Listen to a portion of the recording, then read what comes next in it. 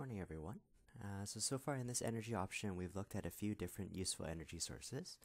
We started with the most common, which are fossil fuels, burning high energy molecules purified from crude oil through the combustion reaction. It ends up exothermically releasing a lot of energy, which can be harnessed for use or work. It could be inside our bodies, our metabolism. Cellular respiration burns the sugars in the same fashion. Our car engines also work under the same burning of gasoline, and basically the engineers design the engines so that the pistons are constantly expanding and contracting, and the combustion is being applied to the optimum time where energy can be transferred. Our second energy source was nuclear energy. Our nuclear power plants so far have been fission-style reaction. Basically, there's two main designs. First one was using uranium. The uranium-235 type is the fissionable or the fissile material. We found that unfortunately our uranium usually comes to us in the heavier 238 form. If I did want to make the fissionable form 235, I would need to undergo a process called enriching, and basically by leveraging the physical characteristics of it diffusing, it spreading out, moving ever so slightly faster, or whether using a centrifuge here, repeating the process many times, we can gradually enrich the concentration and separate for the light isotope that I want. We found that process was fairly slow, although it did have some safeguards here in avoiding sort of weaponry with it, because weaponry would usually need really high concentrations of uranium-235. Our second main design of a fission reactor, fission is breaking heavy nuclei into smaller nuclei, was using the plutonium product. The plutonium is sometimes a waste product out of your first design, but if you can produce plutonium, really easy to separate from uranium because they're two totally different chemicals. You can actually use chemical reactions to actually separate them from one from the other, so you're not relying on Graham's law or just a natural physical separation. Plutonium reactors are typically called breeder reactors because you don't need moderators to actually slow down the neutrons. Fast-moving neutrons are perfectly fine, although it comes with the downside of it. Plutonium itself is very toxic. It still has very long half-lives. Again, there's always a consideration with what do you do with all the waste. The third energy source we saw was solar energy, basically our ultimate energy source. It could have been plants millions of years ago, had stored the solar energy, got buried under lots of layers of sand and silt, high pressure, high temperatures for long periods of time, and ended up producing for our use fossil fuels, crude oil, what we need to distill ourselves. Solar energy here, we looked at the system of plants having the chlorophyll molecule. Chlorophyll looks green to us because it's actually absorbing the complementary wavelength here. It was the aspect of conjugation, the alternating single and double bonds that actually allowed it to actually absorb the radiation. We call the reactive part that can absorb the light wavelength, we call that a chromophore. So the conjugation, the longer the chromophore, the longer the conjugation, the higher the wavelength that's actually being absorbed, and overall the color that we end up seeing is the opposite. Today we're going to transition into our last main energy source, which is electricity. Now electricity here could have been generated from we could have converted it from nuclear energy, from burning, from heat energy, kinetic energy, but we're going to use the lens of looking at our electrochemical cells again, basically running spontaneous chemical reactions to generate a positive electrical voltage, see how that's done in common designs. We're going to look at car battery design, some lithium ion batteries in your phones, things like that. So we're going to switch over to take a look at electrical energy. So we're actually going to look through our textbook notes before we flip through the slides here. The slides will give us a nice visual way of actually seeing some of these battery cells. First thing you're going to note in this section here is when we take a look at electrochemistry, sure, we did a whole chapter on redox here. We're not going to need a lot of the detail from it. We're not going to be asked in this section, balance this redox reaction, is it electrolytic? Is it voltaic? We're not going to get into all that detail, like calculating electropotential a little bit.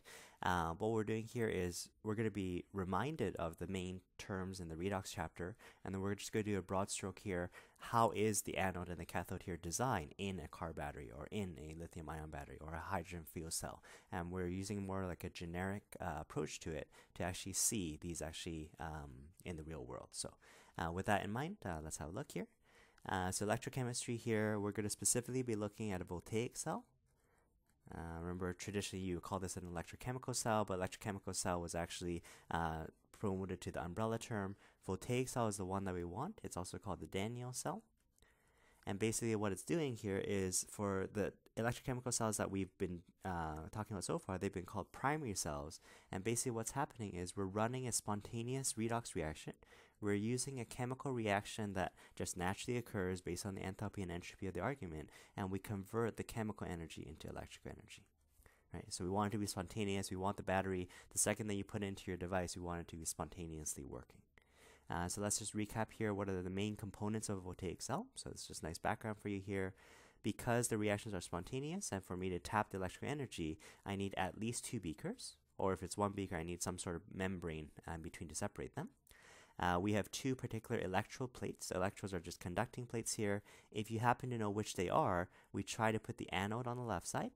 For an electrochemical cell, the anode is the negative side. And the anode, if you remember, anode is the site of oxidation. Remember, this was the chapter of a whole bunch of corny acronyms here. You can say an ox cared. To identify here, the anode is the oxidation. We also have Leo the lion's his gur. So if you know it's oxidation, that implies that it's a loss of electrons. So you notice the way the thing is defined here is anode is the plate where oxidation happens. Many times it is the plate itself, usually a metal. Usually the metal itself jumps into solution, leaves its electrons here. That's why it becomes a negative charge.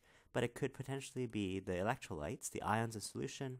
They happen to just swim up close to this electrical plate. They drop off the electrons. They still stay in solution. But nonetheless, this is the whereabouts of where electrons were dropped off. So that's called the anode. Electrons will flow always from anode to cathode. So make a note to yourself here. Electron flow from anode to cathode. And I know it's been a while here. I want you to emphasize here, this is through the external wire. Electrons will never enter the solution. They get dropped off at the metal plate. The metal plate is a nice conductor. The electrons here, they build up here. It picks up a negative charge here. It wants to spontaneously go to the other side because the other side is willing to gain these electrons. So relatively speaking here, the other side here is called the cathode. So cathode, this case here is the positive side. Similar definition here. This is now the site of reduction, is the site of gaining those electrons. And typically what ends up happening is something in solution swims up close, grabs the electrons that arrive here, depending on the balance equation from your tables. Sometimes we end up forming a solid, so we can conclude the mass increases. Sometimes we release H+, so we can say the acidity increases, pH decreases. Sometimes we produce gas molecules as products. We can say bubbles forming. All of those are qualitative observations. You never need to memorize them. You just look on the standard reduction potential table. Just rehash here again. Oxidation, we said, was a loss of electrons. It's the reactants that actually lose the electrons. And then the site of reduction here is the Gur part, the gain of electrons.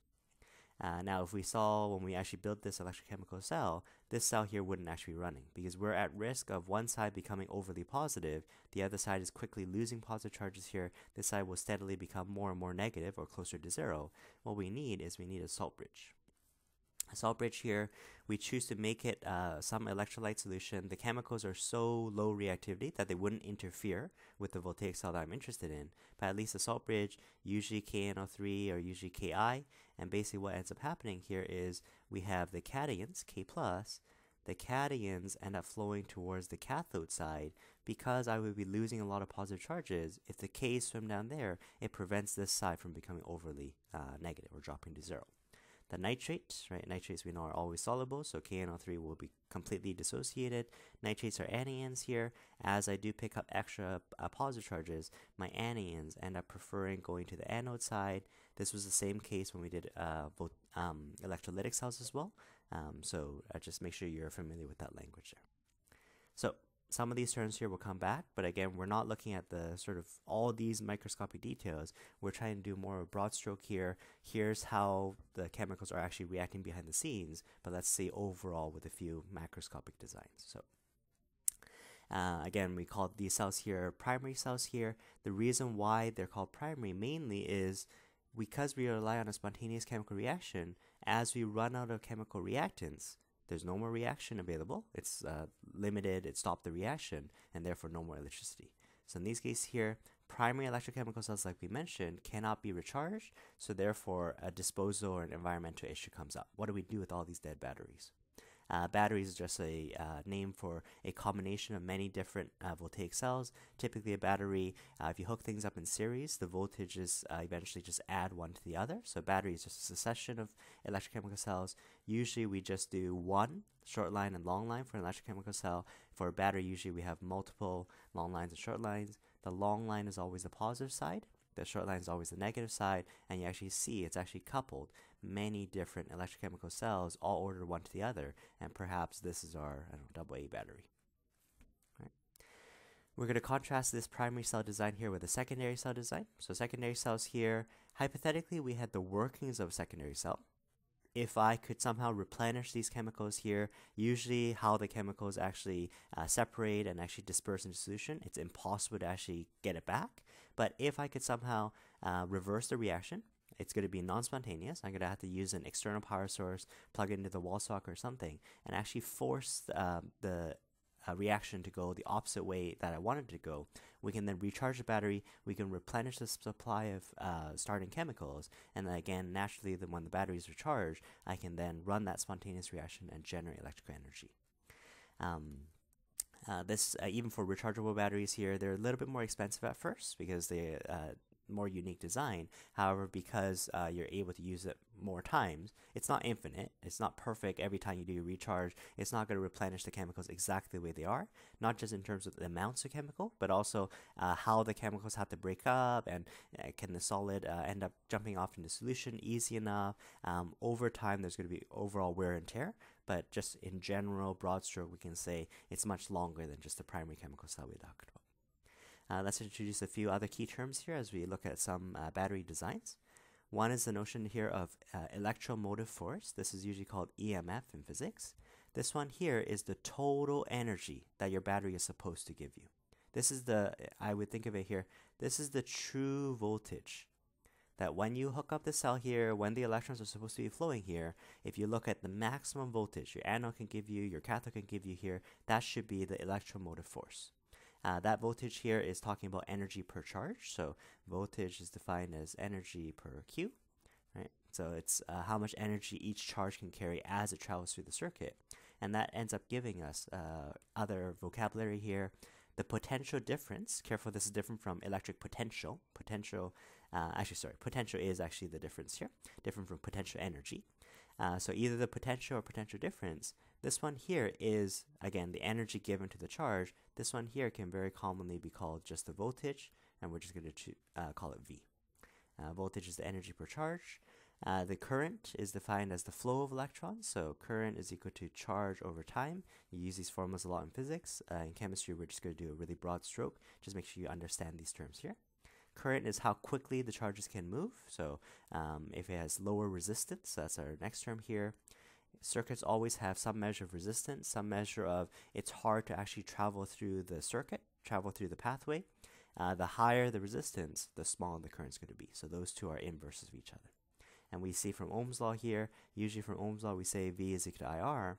Resistance is actually defined like this. Resistance is based on the voltage that these charges have, compare it to the current that we end up having, and that's going to be the overall resistance. Along the lines of electromotive force, which is sort of worded in terms of the voltage part, it's already been divided per charge. The Gibbs free energy, we're going to call that G. This one here also talks about, we say free energy. This is all the energy that's available for work. So the whole reason for me to use a battery is to provide me electrical energy. The total amount of energy that the battery can provide is called the Gibbs free energy. We say Gibbs because Gibbs is actually doing his reactions at constant pressure, which is mainly what we're working under. We're roughly under 1 atmosphere pressure anyways, and so all our reactions are under 1 atmosphere pressure. If you go on into chemistry, you might run into a guy called Helmholtz free energy. It's also the energy available to do work, but for Helmholtz, he actually did constant volume designs instead of constant pressure. So as we start looking at a battery in general here, here's first key term, the terminal potential. The voltage that's across the positive and negative of your battery is generally less than the true EMF that I should have gotten. So in this case here, I've given you a formula here. This EMF here was the true voltage of your electrochemical cell based on those reactions, based on the reduction potentials. This is how much voltage I should have gotten. But what's going to happen here is, given any battery, right? So terminal voltage here would be, if I put 2 leads here, if I want to find the voltage between the positive and the negative end, for a double A battery, the pointed end here is the positive side. What we're going to be looking at is well, how many electrochemical cells do I actually have in here? Those electrochemical cells were actually supposed to give you somewhat higher of a true EMF, a higher voltage. However, as the electrons are trying to travel through the wiring of the EMF, travel through the material that makes up the battery itself, it's going to generally lose some of that voltage before it actually escapes the 2 terminals. So just for simplicity here, although that, what we call internal resistance, although that resistance is going to be applied throughout the entire battery, we're just going to pretend that there's a tiny resistor. It's not by much, but we're going to say there's a tiny resistor that I would have lost some voltage. Maybe my chemicals are supposed to give me 2 volts, and based on the internal resistance, based on the time it takes me to travel through this battery, I lose a little bit of this voltage. Maybe I lose 0.5 volts. So if I go 2 volts was the true voltage, I lost 0.5 just trying to travel through the battery, just trying to diffuse through the material of the battery itself, then overall my terminal voltage is just going to be 1.5. So some of this energy here is no longer available to charge. It's wasted. So this is a good thing to note here. Sure, every circuit component will have internal resistance, but the reason why we're mainly losing this voltage here is because ions take time to actually pass through the material, and in passing through the pasty material or whatever chemicals that it's trying to travel through, it will inevitably lose some resistance. The resistance here would be impacted by the electrode side itself, so they're giving you some qualification here. If you increase the size of the electrode, it tends to decrease the internal resistance, and therefore you have more overall terminal voltage, more to supply actual current and power to whatever devices that you want to run. So this one here is a typical circuit diagram here. You can imagine your battery. Again, I mentioned positive line is the long line. So again, the terminal voltage will be somewhat less. Whatever voltage it has here, positive and negative, we know realistically in circuits it's actually electrons that are actually traveling. Electrons have a negative charge. Electrons actually always go negative to positive, the roughly anode side to the roughly cathode side. Unfortunately, when we did this in history here, we didn't realize electrons had negative charges. We thought they were actually positrons, so the antiparticle of an electron. We thought same mass, but they have positive charges, so we defined instead a conventional current, which always goes positive to negative. So instead of flipping all our formulas here, we just give a different name. Conventional current is assuming I have a positive charges going from positive to negative, when in reality the electron flow is actually the other way. Nonetheless, though, we can design series circuits, parallel circuits, and they're going to flow one direction to the other. Typically, when the electrons make it to the positive, you'd say, well, why don't they just stay there? Negative likes positive. Again, it's the voltage from the battery that allows it to gain energy. The energy is being passed through the charges. It's dragged through the internal resistance of the battery before it's on the negative side again, ready to fall again. I'm going to just introduce to you this graph here. We've seen it a little bit in Chapter 5.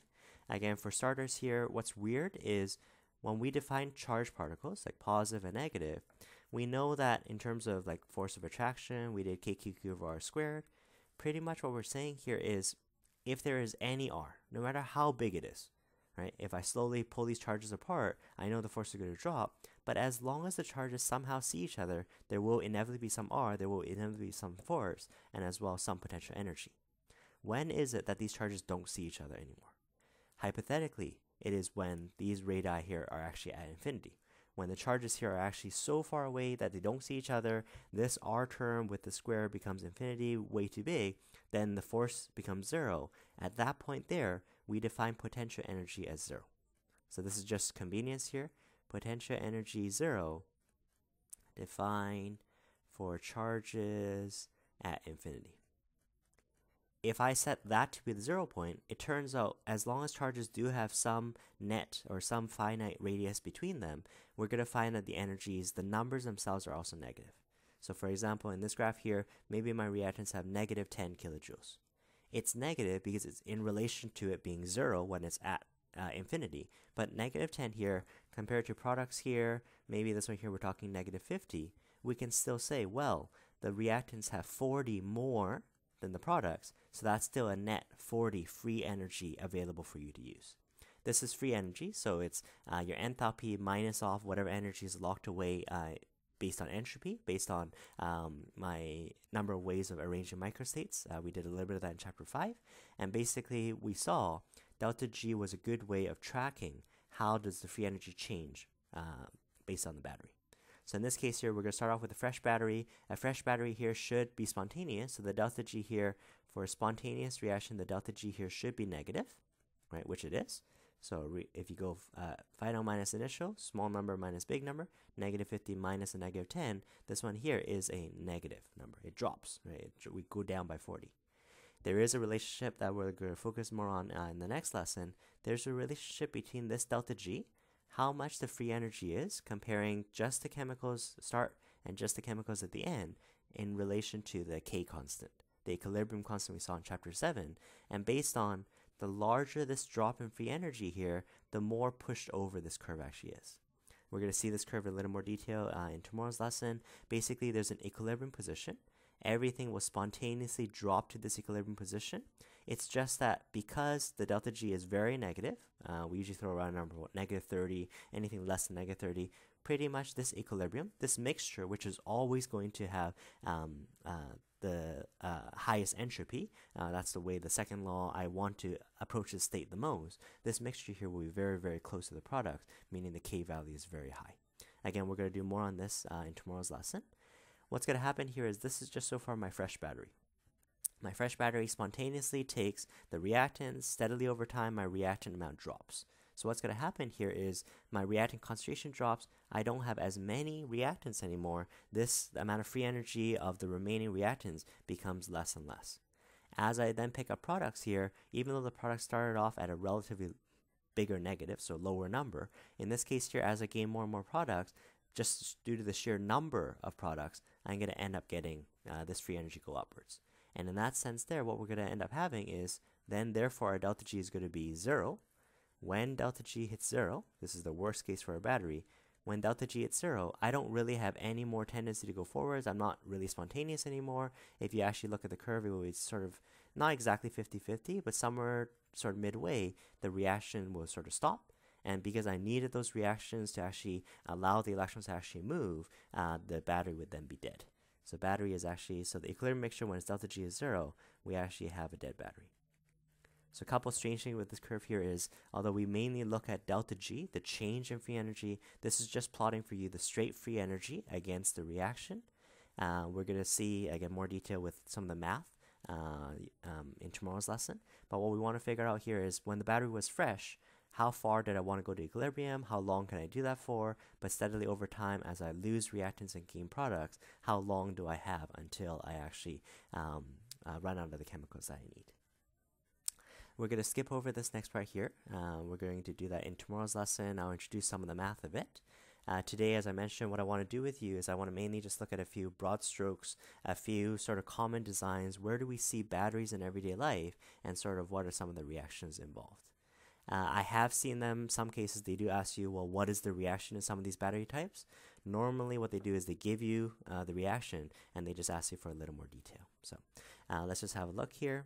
First type of battery here, this one here is our typical lead acid. This is our car battery. You might be surprised, car batteries actually run on a very low voltage. However, what's going to happen here is as the car is running, part of the energy that's transferred from burning fuel is actually used to recharge the battery. So as long as you're constantly running your car, it should be constantly recharging the battery. If you leave your car for, I don't know, a whole year without actually running it, it may have a hard time actually sparking the plug and actually getting it going because it has been just steadily discharging over time. So lead acid battery here, they give you the full reaction. We can actually separate that into the two half reactions here. How you can identify half reactions is just look at your oxidation number. Lead starts off here with a 0 charge. When it becomes lead 2 sulfate here, lead has a +2. Over here, the other solid electrolyte is lead 4 iodide, so this is from a +4. In this case here, it's sort of like that disproportionation reaction, sort of like one chemical doing both the oxidation and reduction. But in this case, when I go 0 to 2, when I gain by 2, we know that's an oxidation. We know that's a loss of electrons for my charge to go up.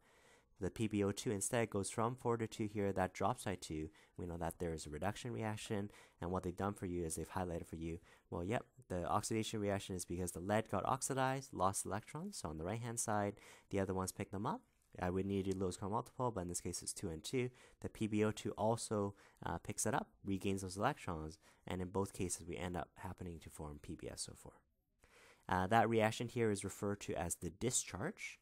So basically when you design a battery here, you have fresh, I pulled out the picture from the regular grade 12 book here, we have fresh electrode, fresh lead and fresh lead O2. Steadily over time, as the electrons get transferred, as your battery is then running, what's going to happen is the PB is going to gradually get coated with a layer of solid PbSO4. So what they're doing here is during the discharge, during the running of the battery, we're actually going to be acquiring a lot of PbSO4. We have a surface argument here, surface area. So PbSO4 sort of shields out and blocks out the electrode. Now the Pb and the PbO2 can no longer contact the H2SO4 reactant that's on the outside. In that case there, we would steadily have a dead battery. What you can do here is, because this one here is a rechargeable cell, right?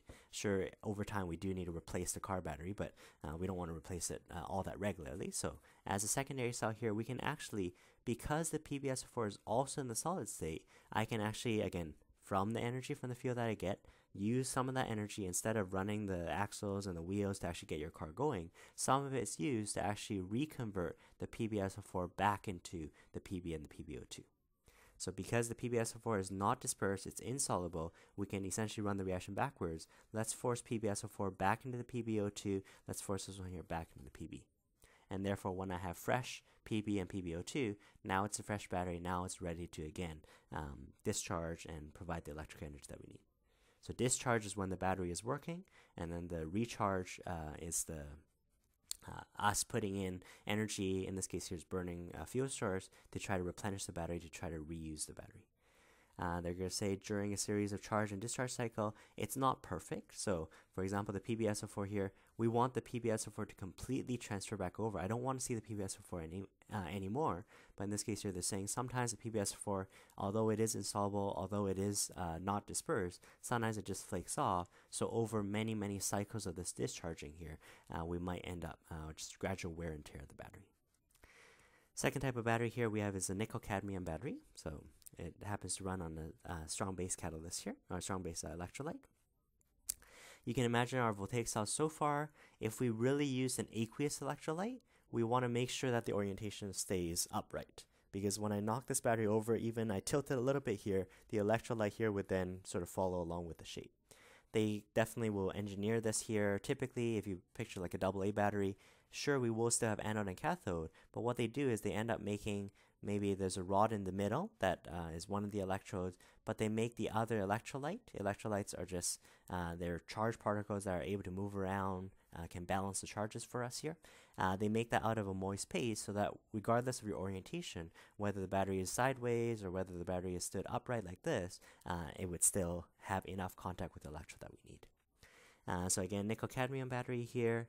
The discharge is a normal cycle where we actually take this complex of nickel oxide and the cadmium here. We end up reforming the cadmium oxide. During the recharge cycle, it's a reverse reaction. Let's take the cadmium hydroxide, reform the cadmium. This nickel hydroxide, let's reform the nickel. So it's just going in reverse. One way is spontaneous, that's when the battery is working. One way is non-spontaneous because we're recycling. They're saying this battery here, actually all batteries have this discharge memory. As you run through these cycles of charge and discharge, typically it's not a perfect recharge, so not only does it take longer times to recharge, steadily it's going to wear the battery down. The third one here is really common in our technology these days. A lot of phone batteries are lithium ion batteries. In this case here, we prefer it because lithium ion, relatively speaking, lithium has a low density, so it's not going to be very hard to carry or heavy. And given that it's low density and its high reactivity, it manages to store a lot of electrical energy per how much battery size that it takes up.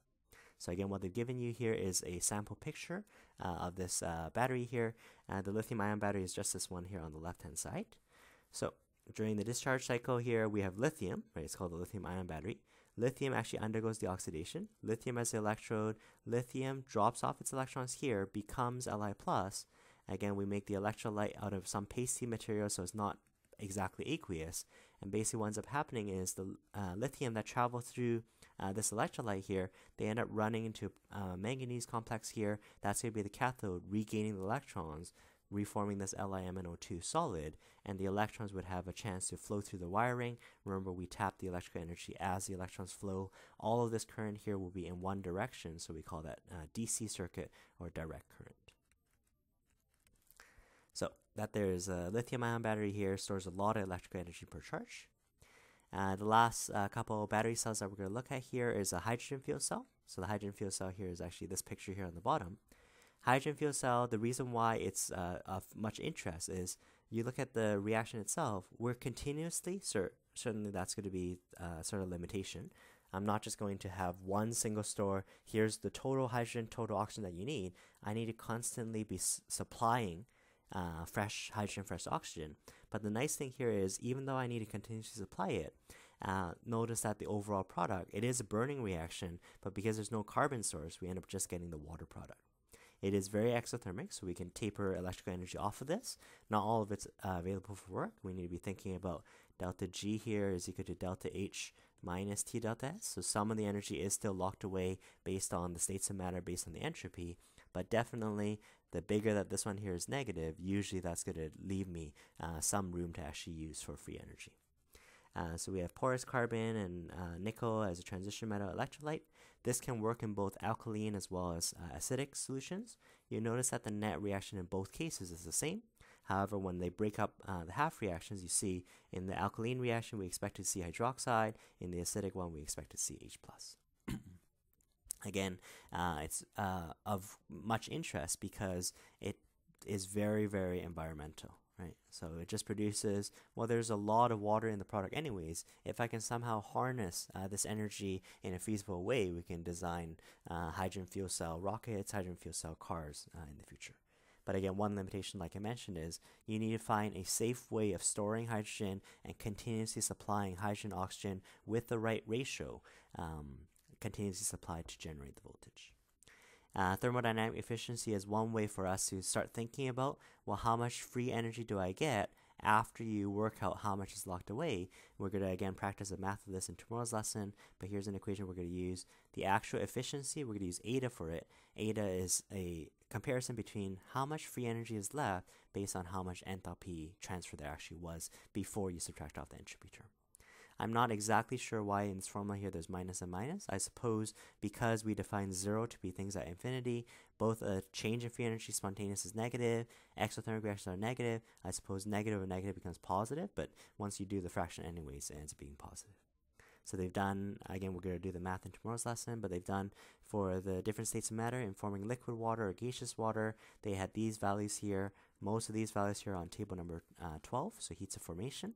And then by doing that ratio there, we can figure out, just even by changing the state of matter that the water is released at, the overall efficiency, the overall net energy that I get back for my buck is actually going to be higher. Last two cells here I'm going to mention. We're going to flip over to the slide so you can see a quick picture of this one here is using those biofuel cells again.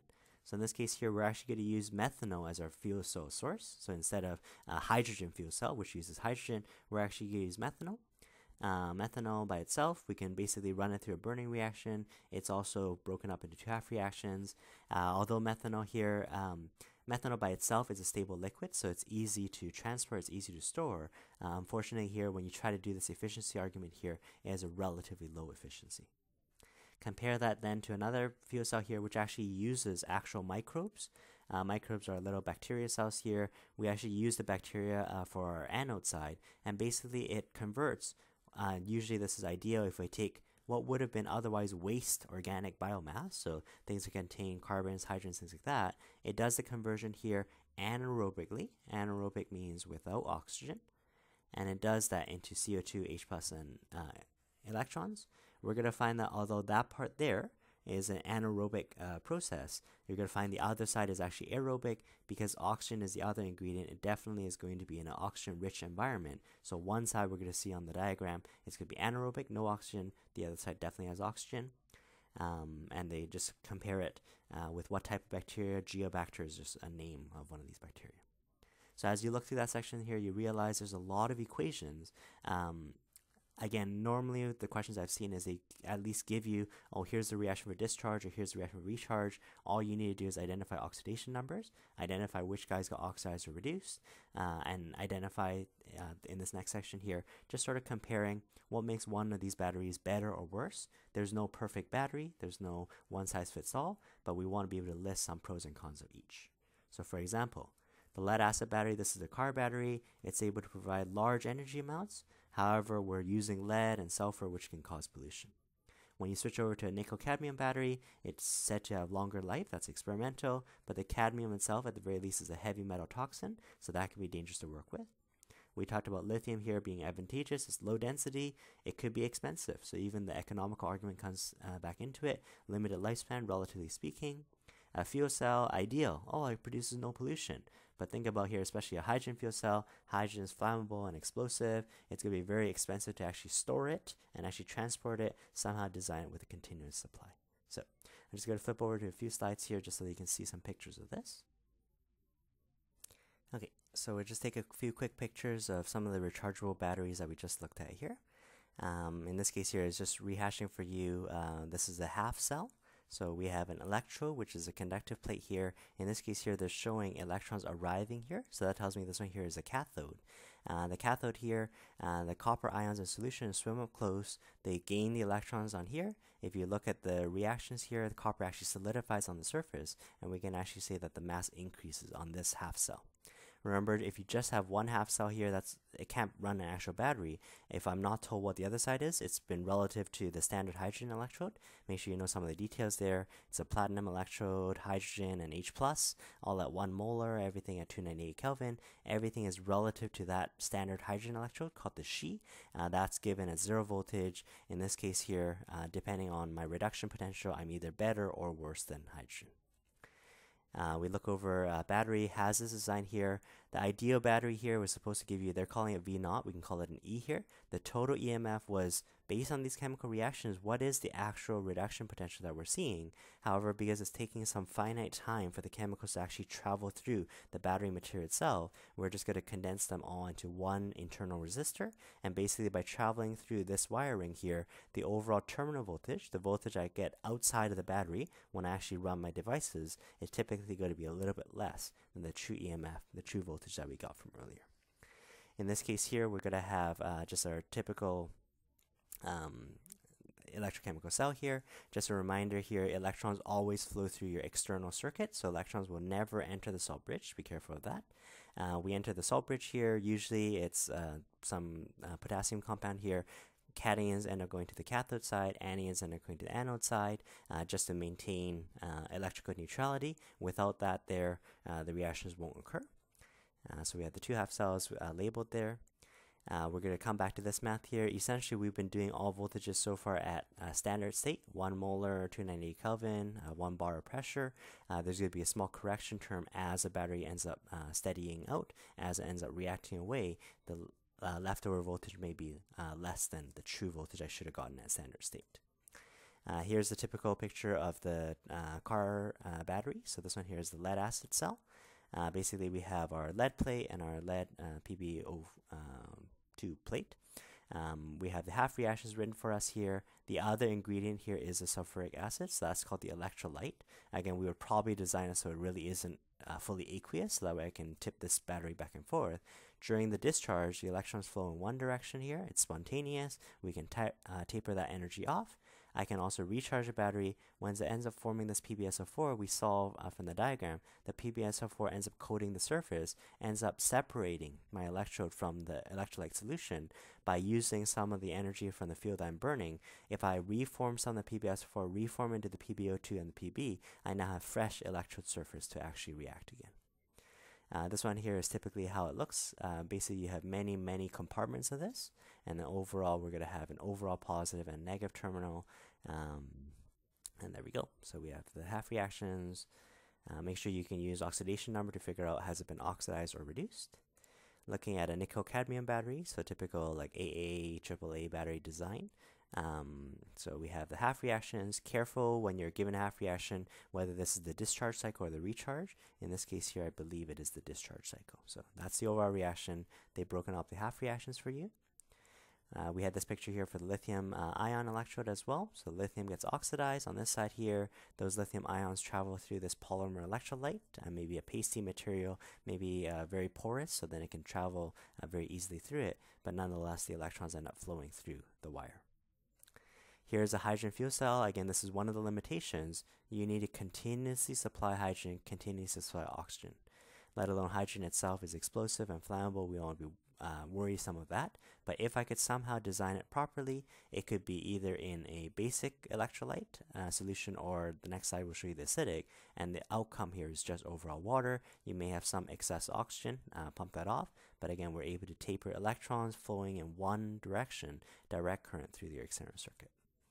The overall reaction, whether we're in basic solution or whether we're in acidic solution. In acidic solution, they call this center part here a proton exchange membrane. Protons just refer to the H+, and we see just a net migration of the H+ from the one side where the anode side is, where the electrons were dropped off, and the H+ just migrate through this membrane material to be picked up by the cathode. Still needs a continuous supply of hydrogen and oxygen. And then lastly, what we had our fuel cells. We had a methanol fuel cell first. So we had the reaction written out for you, separated as half reactions. This one here is base catalyzed, so we have 6-hydroxide. I just wanted to end off with one picture here, especially when you look at these microbial fuel cells here. You could have, for example, in this case here, one side I wanted to be anaerobic, so no oxygen. These bacteria here in a no oxygen case can take otherwise wastewater. It contains some biomass ingredients here, can convert some of that matter here. Basically, all it needs to be able to do is drop off the electrons here, so undergo some oxidation, losing of electrons. The H+ here will then migrate just like in the fuel cell that we just saw earlier. The electrons flow in one direction. I can taper the energy off. On the other side, because the chemical that I'm putting in is actually oxygen, this side is definitely going to be aerobic. So a lot of engineering goes into this part here. We basically have to have one side totally without oxygen, one side with oxygen. So have a look at some of those questions and just let me know if you have any problems. Thanks, guys.